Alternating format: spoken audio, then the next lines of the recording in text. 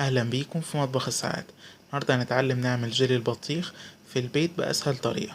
اول حاجة هنجيب بطيخة ونبتدي نغسلها كويس بالشكل ده، وبعد كده نبتدي بتقطيعها. هنقطعها لنصين، وبعد كده هناخد نص البطيخة الثابت اكتر معانا، وبعد كده هنمسك النص البطيخة ونبتدي نفرغها من البطيخ اللي جوه بالشكل ده، سواء بمعلقة الايس كريم او بأي طريقة تانية.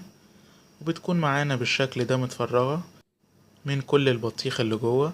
وبعد كده عندنا 2 كيس جيلي بطيخ، وتقريبا كل كيس جيلي بطيخ هياخد كوباية ونص مية مغلية، وعلى حسب حجم البطيخة اللي عندنا.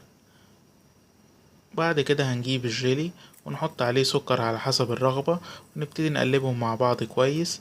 وبعد كده هنحط المية المغلية ونقلب كله كويس مع بعض، ونتأكد تماما ان الجيلي والسكر والمية اختلطوا كويس جدا مع بعض، ونسيبهم يبردوا حوالي 5 دقايق 10 دقايق، ونبتدي نصبهم في البطيخة بالشكل ده.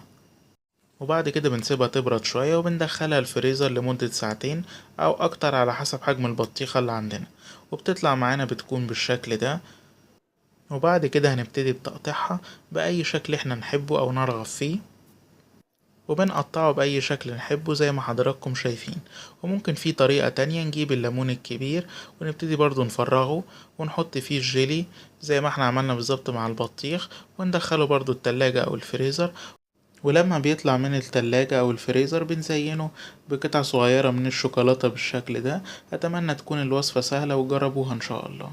بتمنى الفيديو يكون عجب حضراتكم، ولو عجبكم ما تنسوش لايك على الفيديو واشتراك في القناة، وممكن تتابعونا على مواقع التواصل موجودة أمام حضراتكم.